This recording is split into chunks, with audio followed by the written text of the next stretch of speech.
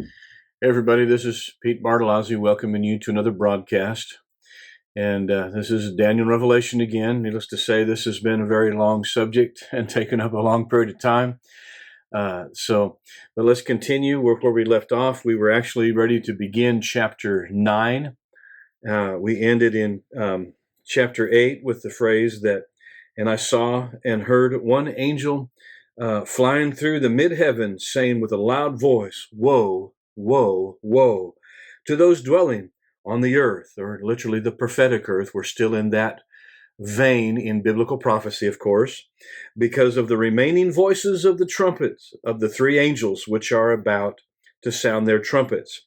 So again, these three woes describing the last three trumpets is declaring a greater intensity of the wrath of God in these final three trumpets. Because again, in Old Testament, it's a Hebraism, the word woe, especially when you see the prophets, especially in Jeremiah, where he says, woe to them and so on. Woe to those. It is a pronouncement of judgment. So when it says woe, woe, woe, one woe for each of the last three trumpets, it is declaring, of course, the increase. Now they've had time to repent. The judgments haven't been at full strength. They've been 1/3 up to this point. Now this is implying that it's increasing now in its intensity for those left who have not repented here in this area of the prophetic earth.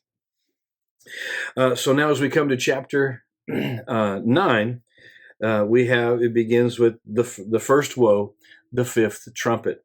And it says, "And the fifth angel sounded his trumpet, and I saw a star fallen out of heaven into the earth, and the key of the pit of the abyss was given to him." Now, the star here seems to refer to an angel, since it came out of heaven and was given the key to the bottomless pit. Fallen here does not refer to a fallen angel by any means, but simply to the speed of his descent out of heaven, of this angel of God. God would not give the key to any one of Satan's messengers, any fallen angel, let alone would he give it to the devil himself. The pit of the abyss is translated in the King James as the bottomless pit.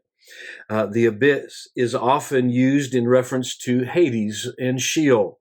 The word pit in the Hebrew is often used in conjunction with Sheol, just as it is used here with Hades in the Greek. The Dr. Billy Brim describes the pit as a prison in Hades or Sheol, or hell, as we commonly translated it. And he opened, verse 2, chapter 9, "and he opened the pit of the abyss, and there arose a smoke out of the pit, as the smoke of a great furnace. And the sun and the air were darkened because of the smoke of the pit. And out of the smoke came locusts upon the earth. And there were given to them authority, as scorpions of the earth have authority. And it was told them that they should not hurt the grass of the earth, neither any green thing, neither any tree, but only those men who don't have the seal of God in their foreheads." One commentary states this. It says, this very important verse shows us that the 144,000 are still in the earth at the time of the fifth trumpet's sounding, because of the seal of God in their forehead, that they were not to hurt. The locust can hurt only those people who do not have the seal of God in their foreheads. Converts to Jesus would also be spared, because I believe God seals his own. All of us are sealed in the blood of the Lamb. Now, there's a special seal, I believe, for the 144,000, but I believe all those who follow God are sealed in the blood of the Lamb. As 1 Thessalonians 5:9 says, that we who've accepted him are not appointed to wrath. God doesn't judge the righteous with the unrighteous, just like in Exodus. God's people were spared when the judgments are brought upon Egypt. They did not come upon Israel. And in my research concerning scorpions, for instance, because it didn't, of course, what comes out of here is not scorpions. It says a locust, but it says they have the authority or the sting, the power of the scorpion. And in my studies, I found that the most deadly and painful scorpions are in the area of the Middle East, from Israel to India. So the scorpions don't necessarily compare them directly with the scorpions like here in America, for instance. And if you've ever been stung by one, which I haven't, and so I'm grateful I haven't. I'm not interested in knowing what it's like. And you might know what it's like to have that kind of sting, but even the sting of those are not the most deadly or painful ones as they are in the Middle East. So these locusts will have this. Now, locusts are really just what we would call a grasshopper. When they used to have swarms of locusts that come in and eat up everything. Now, we know that they do not have regular locusts, as we know it anyway, don't have stings like as of a scorpion. They don't bite. They're annoying, you know, but they don't have a sting. They don't have a bite. They're not painful. That of anything that I've heard of, in my lifetime and in what I've read, what I've experienced. But these particularly do. And then it goes on in verse 5 and it says, "And it was committed to them that they should not kill, but that they should be tormented 5 months. And their torment was as the torment of a scorpion when it would strike a man. And in those days, men will seek death and will not find it. And they will long to die, but death will flee from them." So they'll want to die. This will be so bad. This sting will be so bad and so tormenting that they're just going to want to die. It's like, I want to die, but they won't die. It doesn't cause death. One commentary even suggests that men successfully commit suicide, but death is taking a holiday. They can't even do that. Whether that's what that includes or not, I don't know. But the wound itself, the sting itself, the torment that it causes from these locusts will not cause death, but will torment them for 5 months. And I believe as we're getting to the end of these trumpets, we're actually getting towards the end of the tribulation. It is suggested that these locusts come, they stay to the end of the tribulation, so this may occur the last 5 months of the tribulation, but at least, at very most, it's really towards the end of the tribulation as we get towards the end of these trumpets. And then in verse 7 of chapter 9 goes on to say, "And the appearance of these locusts were like horses prepared for war, and on their heads they had crowns like gold, and their faces were the faces of men, and they had hair as women's hair, and their teeth were teeth like the teeth of lions, and they had breastplates like breastplates of iron, and the sound of their wings was like the sound of chariots of many horses running to battle. And they have tails that sting like scorpions, and their authority was in their tails to hurt men for 5 months. And they had no king over them. The messenger of the abyss, whose name in the Hebrew is Abaddon, and in the Greek has the name Apollyon, and this is the word for destruction. Apollyon comes from the Greek word that is used when Jesus said, "The thief comes not but for to kill, steal, and destroy." So this is the word for destroy. This messenger of the abyss is called the destroyer. And since Satan is referred to as the destroyer, we understand when Jesus in John 10:10 said that the thief comes not but for to kill, steal, and destroy, that it was he's referring to the thief as referring to Satan, and needless to say, all that is under his authority, all the demons and cohorts, but specifically of Satan in the singular. So it's believed that this is an epitaph of Satan, as many believe, Apollyon or Abaddon. One commentary says, possibly these verses have no deep secret. The description of the locusts contained in these verses corresponds with ancient descriptions found under locust in most encyclopedias. These locusts are literal insects. Of course, in my research, I have not found these ancient descriptions, So I'm not saying that they don't exist. I'm just saying that personally I haven't found them. Another commentator says that these are demonic, not natural. Natural locusts have no king, as in Proverbs 20 or 30:27 states. However, we also got to consider that under normal circumstances, how God created them, that they have no king. They just go in swarms and so on. But this is a particular specific. There are exceptions in particular situations like this. That even though locusts normally don't have a king, in this case, they are demonically driven. This is a special circumstance, if you would, in reference to biblical prophecy. This is not the norm by any means. So I don't necessarily believe that verse will undermine that these are natural locusts. The thing is, myself personally, I see evidence for both natural and demonic. The description has a demonic expression to it because of this demon, this messenger out of the bottomless pit, driving them, forcing them.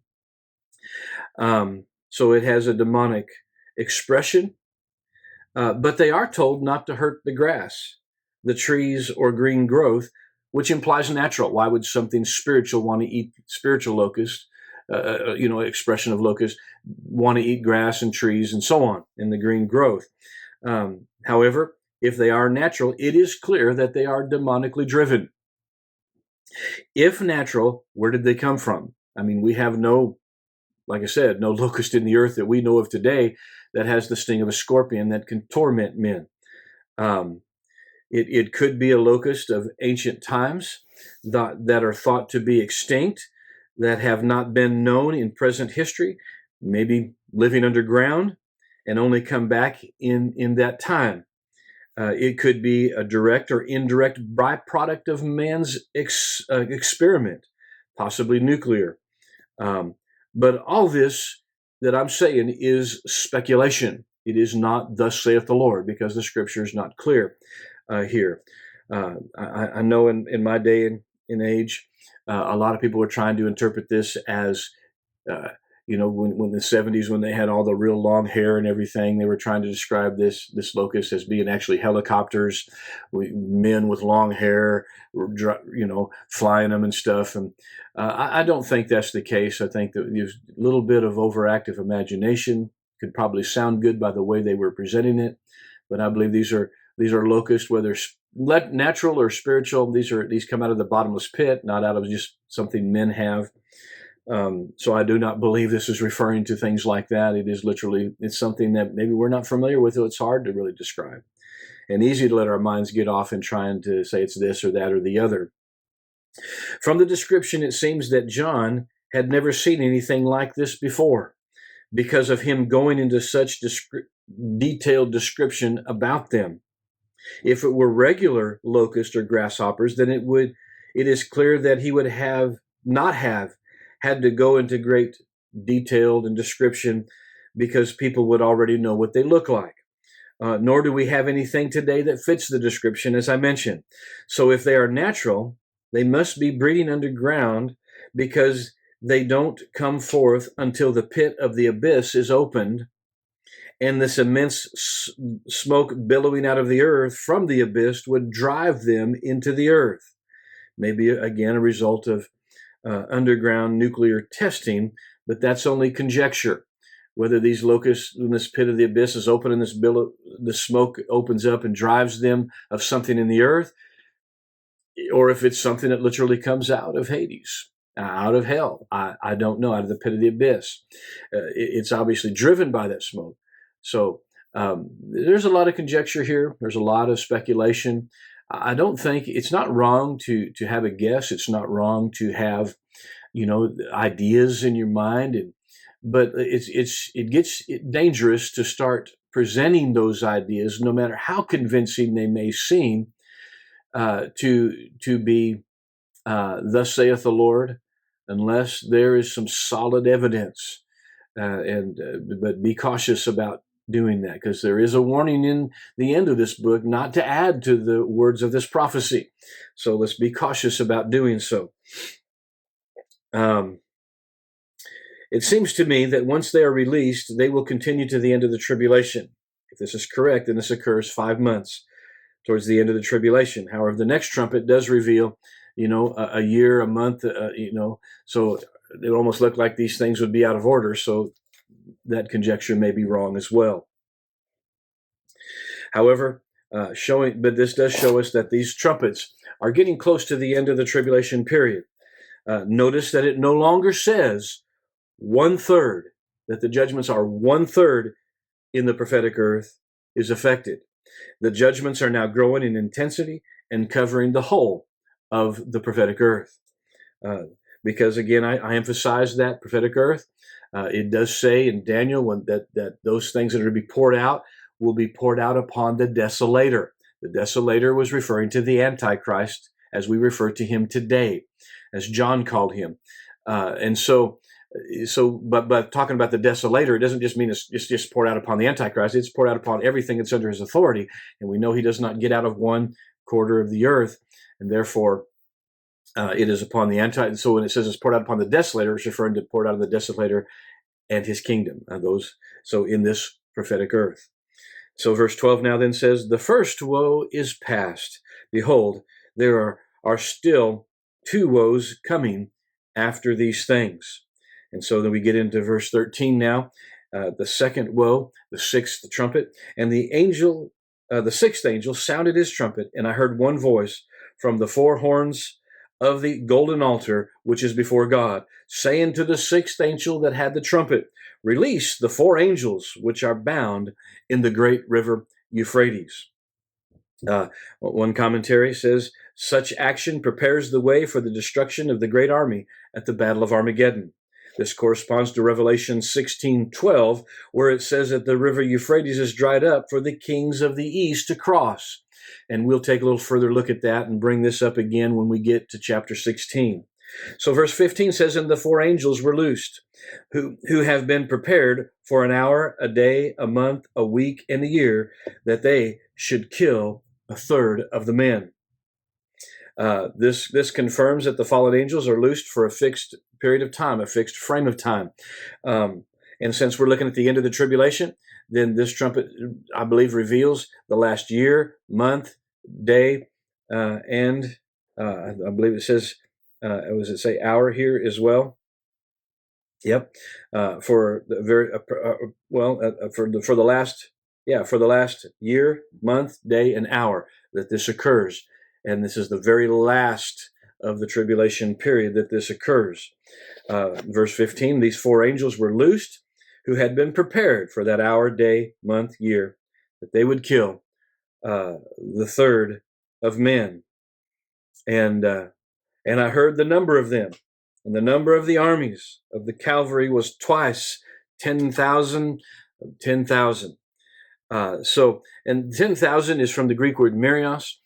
Sometimes, even though it can refer to just a large number of people and not a specific number in a general sense, but in specific, it literally refers to 10,000 people, 10,000. So 10,000 times 10,000 is 10,000 times 10,000 is 100 million men.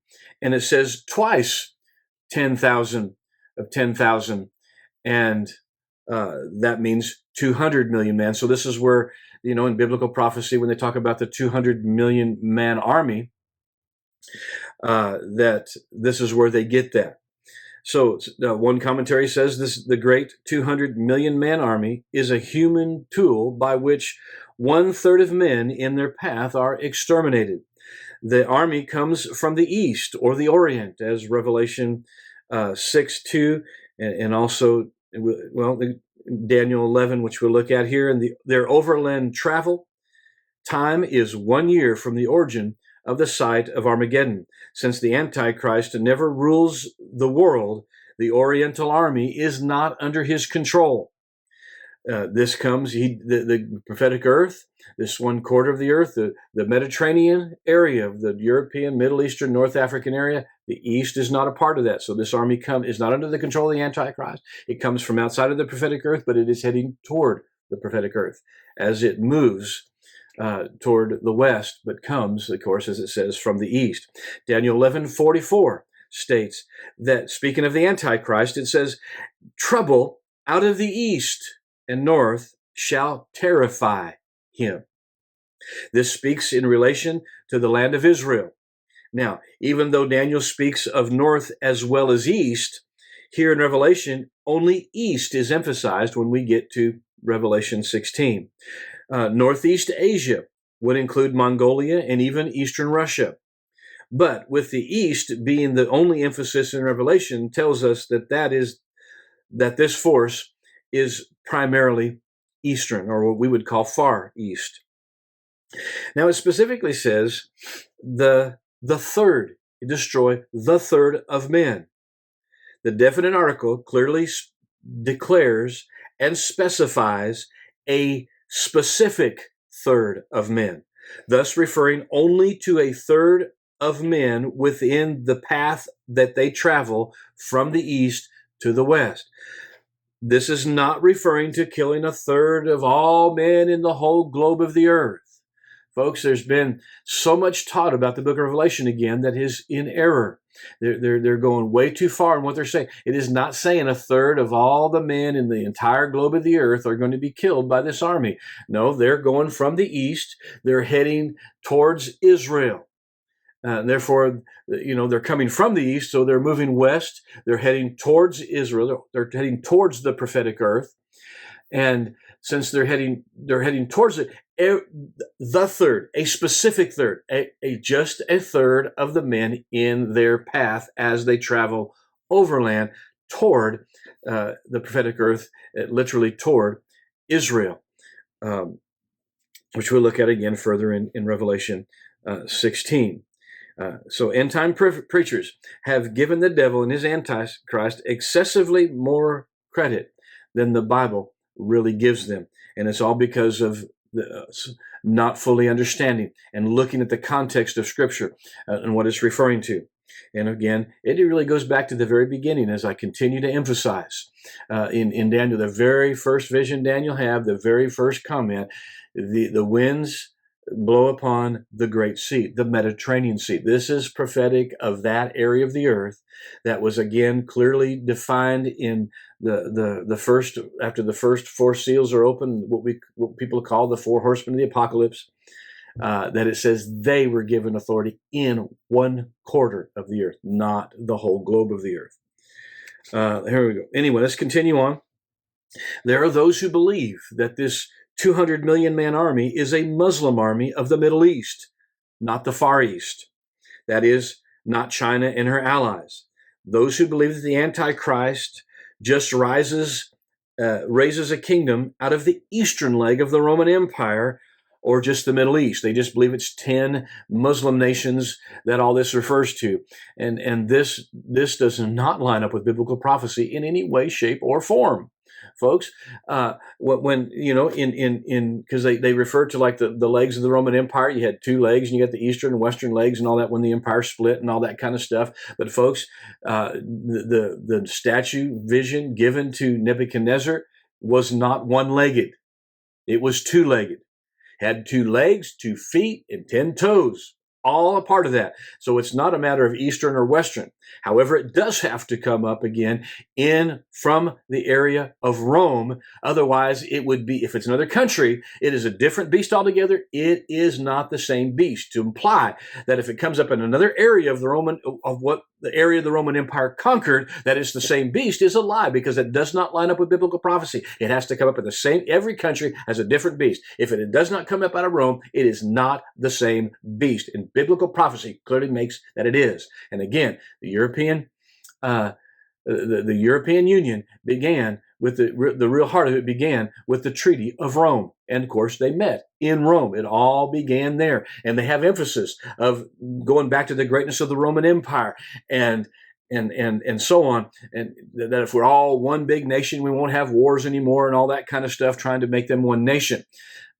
So it will include the Middle East and North African areas, this area around the Mediterranean Sea. It'll actually be bigger than the original Roman Empire in order to engulf 1/4 of the earth, where the original Roman Empire didn't have the area of the Babylonian kingdom and the Persian kingdom. This may be very well included in all of this as a part of the Antichrist kingdom as well.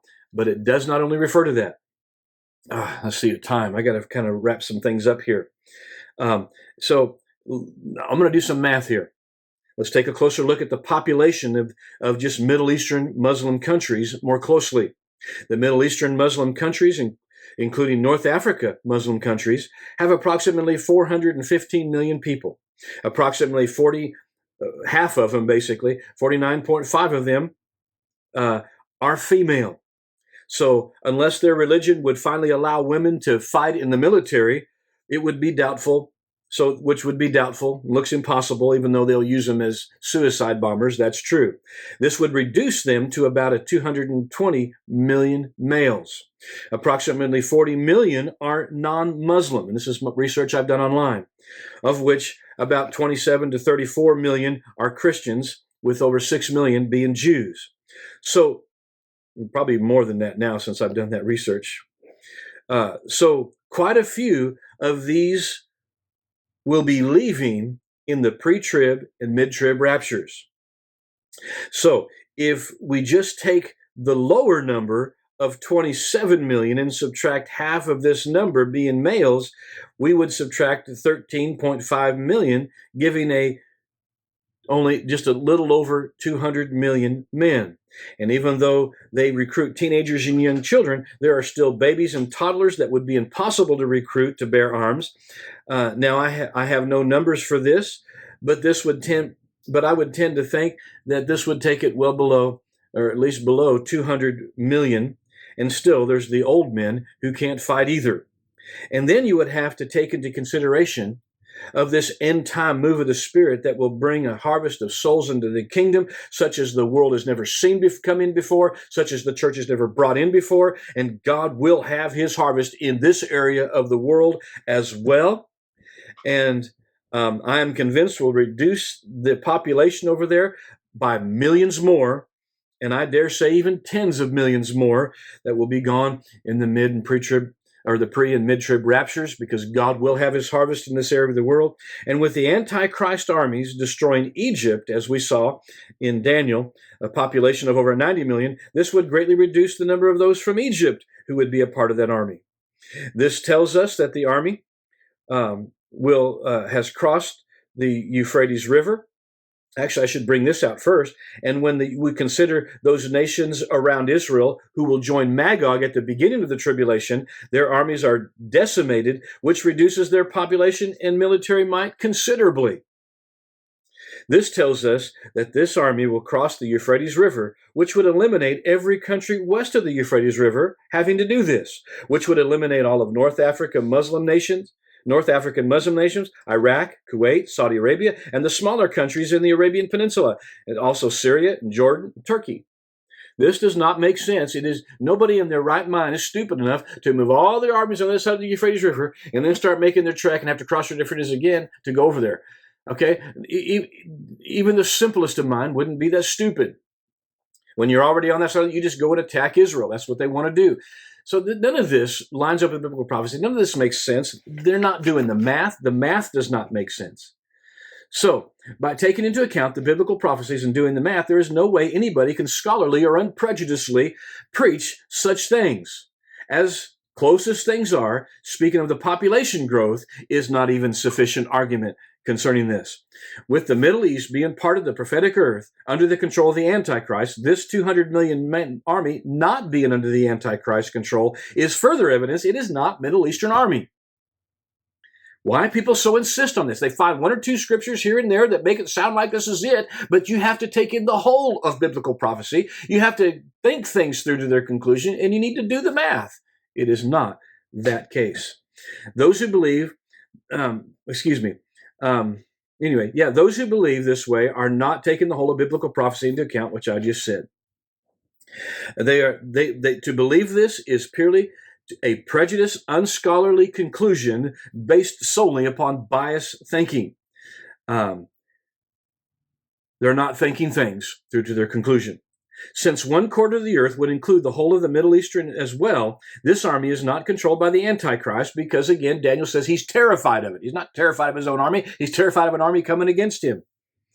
Then it must refer to the Far East, and maybe include the whole or part of Southeast Asia as well. So let us take a look at the numbers for the Far East. Well, I need to finish things up here. East Asia has a population of 1.9 billion. Southeast Asia has a population of 6.42 billion. Far East Russia has a 6 million. Remember, Daniel stated not only from the east, but also from the north. So that may be included. I'm not sure. Again, Daniel 11:44 tells you that. Terrify in the Hebrew means he's alarmed, troubled, disturbed, frightened, dismayed, and vexed.